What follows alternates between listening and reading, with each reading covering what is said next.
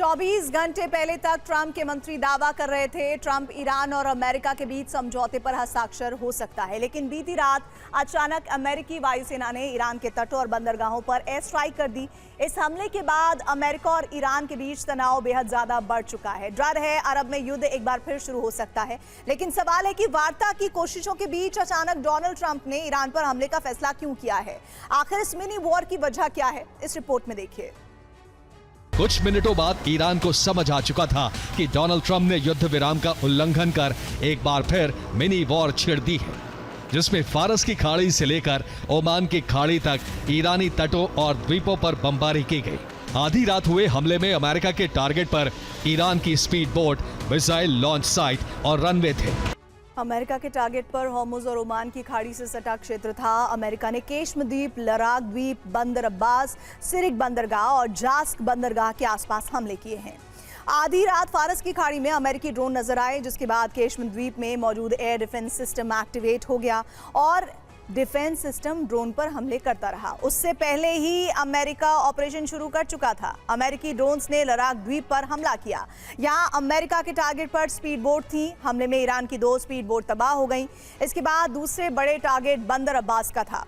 बंदर अब्बास में बने रनवे और मिसाइल लॉन्च साइट को टारगेट किया गया। दावा है कि दोनों जगह काफी नुकसान पहुंचा है। बंदर अब्बास के अलावा ओमान की खाड़ी से सटे सिरिक बंदरगाह पर हमले किए गए, लेकिन यहां अमेरिकी ड्रोन तबाही मचाने में कामयाबी नहीं हासिल कर पाए। एयर डिफेंस सिस्टम ने सभी मिसाइलों को तबाह कर दिया। ओमान की खाड़ी के मुहाने पर मौजूद जास्क बंदरगाह पर भी हमला किया गया। यहां भी टारगेट पर मिसाइल लॉन्च साइट थी, लेकिन अमेरिका को कामयाबी नहीं मिल पाई। पहली स्पीड बोट के जरिए ईरान समंदर में माइन बिछाने की कोशिश कर रहा था। दूसरी दक्षिणी ईरान में IRGC अमेरिकी सेना के लिए खतरा पैदा कर रही थी। तीसरी यहां मौजूद मिसाइल लॉन्च साइट के टारगेट पर अमेरिकी ठिकाने थे। ईरान इनसे तुरंत हमले कर सकता था। ईरान पर हमले के लिए अमेरिका ने MQ-9 reaper drone, RQ-4 global hoc और F-35 फाइटर जेट का इस्तेमाल किया, लेकिन ईरान से आ रही रिपोर्ट्स में दावा किया जा रहा है कि ईरान के जवाबी एक्शन में एक MQ-9 रीपर ड्रोन तबाह हो गया। इस एक ड्रोन की कीमत $3 करोड़ के आसपास है, लेकिन इस मिनी वॉर में अमेरिका को नुकसान सिर्फ हथियारों के मोर्चे पर ही नहीं हुआ है, बल्कि उसकी छवि को एक बार फिर झटका लगा है। ऑपरेशन में शामिल RQ-9 ग्लोबल हॉक अमेरिका का टोही ड्रोन है। ये ड्रोन 60,000 फीट की ऊंचाई से दुश्मन के ठिकानों पर नजर रखता है। बीती रात भी ये ड्रोन अपना काम कर रहा था, लेकिन ईरानी एयर डिफेंस सिस्टम से निकली मिसाइलों से बचकर इसे बीच ऑपरेशन से भागना पड़ा। 5वीं पीढ़ी का F-35 जेट भी इस दौरान ईरान के एयर स्पेस में परवाज भर रहा था। ये दुनिया का सबसे एडवांस जेट है। इसकी स्टेल्थ तकनीक इसे दुनिया का सबसे उन्नत फाइटर जेट बनाती है। अमेरिका दावा करता रहा है कि दुश्मन के रडार पर जेट नजर नहीं आता, लेकिन ये भ्रम ईरान ने दूसरी बार भी तोड़ दिया। खाड़ी देशों में इस वक्त हज यात्रियों का आना जाना लगा है और इसी वजह से ट्रंप को ईरान पर हमले के लिए कई देश रोक रहे थे, लेकिन अब सिर्फ 2 दिन बाद ट्रंप हमला करने के लिए आजाद होंगे। ईरान से वार्ता के बीच अब तक समझौते की तस्वीर साफ नहीं है।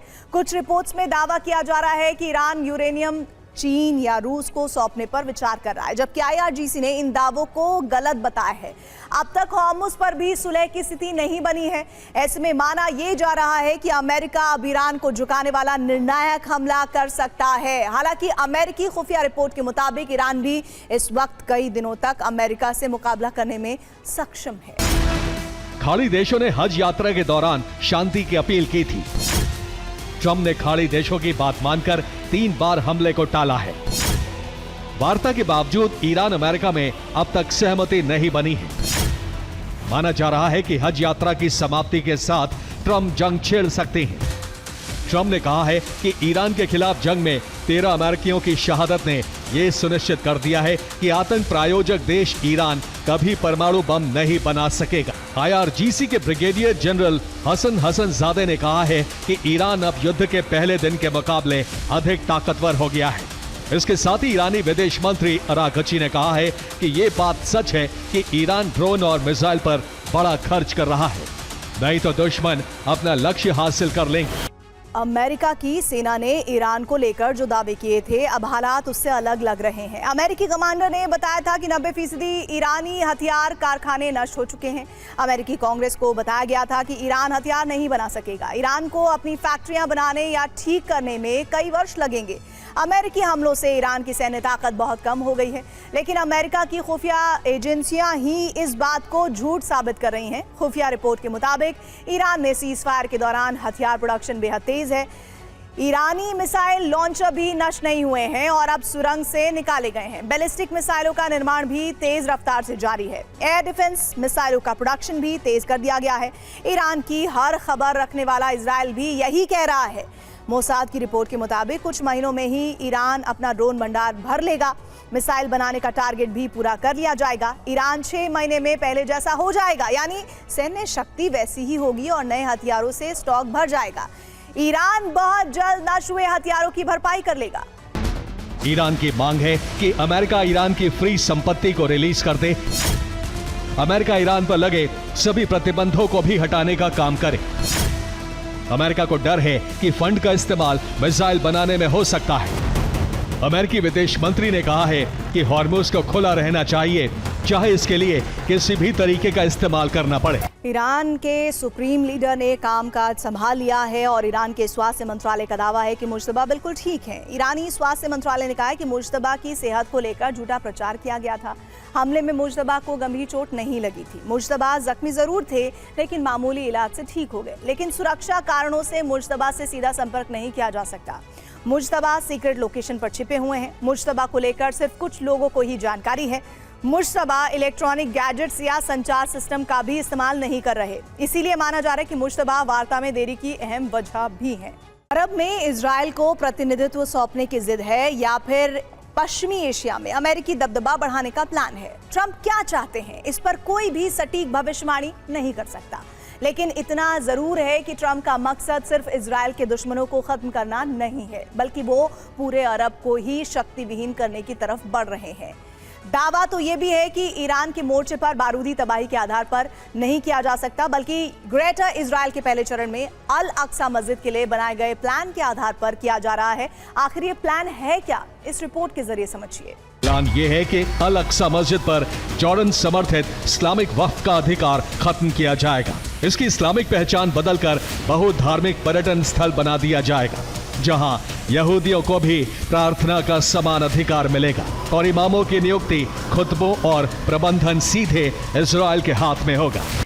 यरूशलेम की अल अक्सा मस्जिद को लेकर मुस्लिम देशों से इजराइल की लड़ाई पुरानी है। इस मॉडल के जरिए हम आपको अल अक्सा विवाद समझाते हैं। यह है यरूशलेम में अल अक्सा मस्जिद, जिसे इस्लाम में मक्का और मदीना के बाद तीसरा सबसे पवित्र स्थल बताया गया है। अल अक्सा मस्जिद और डोम ऑफ द रॉक एक ही परिसर में बने हुए हैं। डोम ऑफ द रॉक के बारे में मान्यता है कि सन 621 में इसी जगह से इस्लाम के आखिरी पैगंबर मोहम्मद ने जन्नत का सफर किया था। इसी 2 एकड़ के परिसर में यहूदियों का टेंपल माउंट है, लेकिन अब सिर्फ इसकी एक दीवार बची है, जिसे वेस्ट वॉल या वेलिंग वॉल कहा जाता है, और ये यहूदियों के लिए सबसे पवित्र जगह है। यहीं पर अल अक्सा मस्जिद परिसर के अलावा ईसाइयों के इलाके में the church of the holy sepulchre है और ईसाई धर्म ग्रंथ न्यू टेस्टामेंट के मुताबिक इसी शहर में ईसा मसीह ने अपना उपदेश दिया था। यहीं उन्हें सूली पर चढ़ाया गया था और फिर यहीं वो अवतरित भी हुए थे। इसी परिसर को लेकर यहूदियों और अरब के इस्लामिक देशों के बीच विवाद चलता रहा। इसलिए अल अक्सा मस्जिद से जुड़ा एक प्रस्ताव बहरीन, मिस्र, मोरक्को और यूएई को भेजा जा चुका है, जिसमें जॉर्डन से अधिकार छीनकर अरब देशों को बारी बारी से देखरेख का अधिकार शामिल है, क्योंकि सऊदी अरब अच्छी तरह जानता है कि जॉर्डन से अल अक्सा की जिम्मेदारी छीनी गई तो अरब जगत में ही विद्रोह की आग फैल जाएगी। इसलिए क्योंकि यूएई ने 2023 में ही एक बहुधार्मिक केंद्र अब्राहमिक फैमिली हाउस खोला है और फिलिस्तीनियों को डर है कि अमेरिकी प्लान इसी से अस्तित्व वाले मॉडल पर आधारित है, जो सिर्फ अल अक्सा मस्जिद पर संपूर्ण कब्जे के लिए इस्तेमाल किया जा रहा है।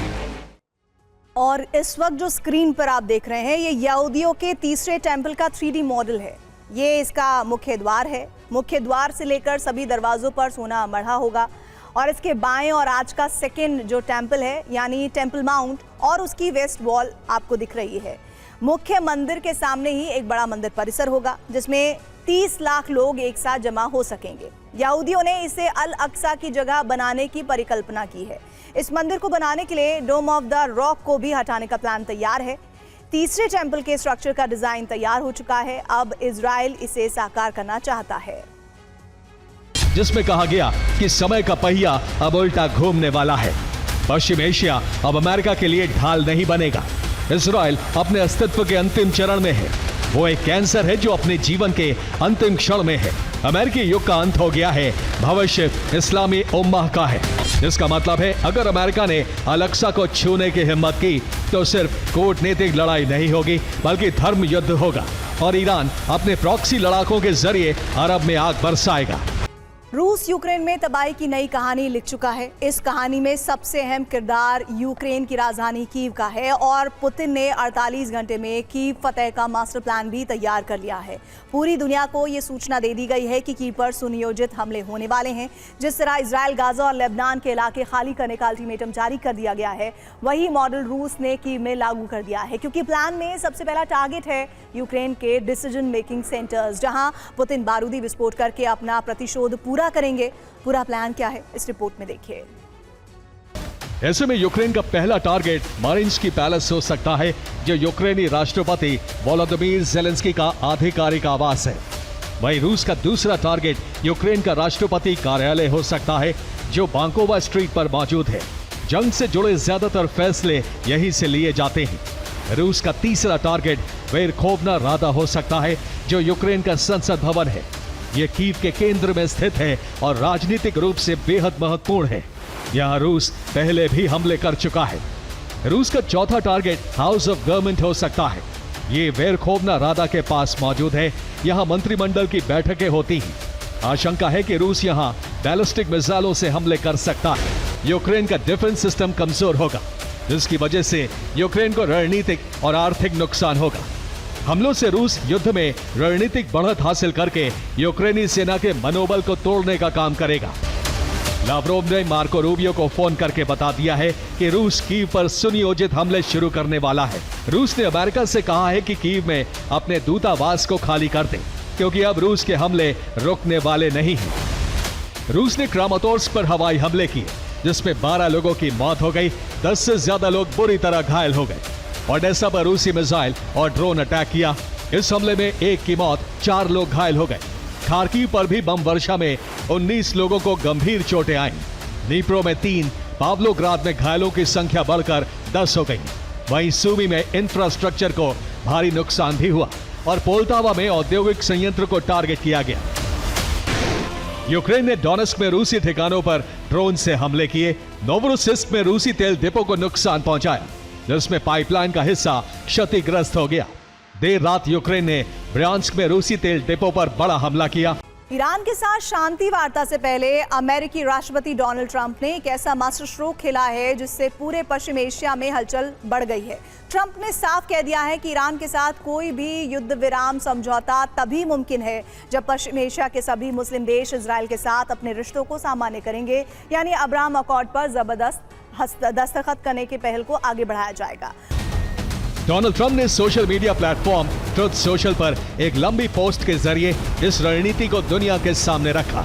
शनिवार को कई मुस्लिम और अरब देशों के नेताओं के साथ हुई एक हाई लेवल कॉन्फ्रेंस कॉल के ठीक बाद आई इस पोस्ट में उन्होंने साफ कर दिया कि ईरान के साथ चल रही शांति वार्ता या क्षेत्रीय सुरक्षा समझौते का हिस्सा बनने के लिए इन देशों को अनिवार्य रूप से अब्राहम अकॉर्ड पर एक साथ हस्ताक्षर करने होंगे। डोनाल्ड ट्रंप का रुख बेहद सख्त है। उनका कहना है कि जो देश इस पर दस्तखत नहीं करेंगे। डोनाल्ड ट्रंप ने तो यहां तक कह दिया है कि ईरान के साथ अंतिम समझौता हो जाता है तो भविष्य में ईरान को भी अब्राहम अकॉर्ड में शामिल किया जाएगा। डोनाल्ड ट्रंप की इस रणनीति के तहत यूएई और बहरीन पहले से ही अब्राहम अकॉर्ड के सदस्य के रूप में साथ खड़े हैं। पाकिस्तान, तुर्की, मिस्र और जॉर्डन जैसे देशों के लिए भी ये शर्त बेहद संवेदनशील है, क्योंकि ईरान के साथ शांति तो हर कोई चाहता है, लेकिन इजराइल के साथ बिना किसी फिलिस्तीन समाधान के हाथ मिलाना इन देशों की घरेलू राजनीति और क्षेत्रीय साख के लिए एक बड़ा खतरा बन सकता है। रूस यूक्रेन की जंग में अब तक कई मोड़ आए हैं, लेकिन इस बार रूस ने इस रणनीतिक फ्रंट पर एक ऐसा मोड़ पेश किया है, जिसने एक तरफ तो नेटो देशों को ही यूक्रेन के खिलाफ खड़ा कर दिया है, वहीं दूसरी तरफ ड्रोन हमले करने वाले यूक्रेन के हाथ बंद गए हैं। आखिर कैसे रूसी सेना ने इस रणनीति से नेटो को यूक्रेन के खिलाफ भड़का दिया है, इस रिपोर्ट में देखिए। सैन्य भाषा में कहें तो रूस इलेक्ट्रॉनिक वॉरफेयर सिस्टम का इस्तेमाल कर रहा है। जैसे ही यूक्रेनी ड्रोन रूस की सीमा में घुसता है तो रूस उसका नेविगेशन सिस्टम हैक कर लेता है और हवा में ड्रोन का नियंत्रण रूस के पास आ जाता है, जिसके बाद रूस ड्रोन की दिशा मोड़कर पड़ोसी नेटो देशों की तरफ कर देता है और ऐसा लगता है जैसे यूक्रेन खुद ही अपने सहयोगियों पर हमला कर रहा हो।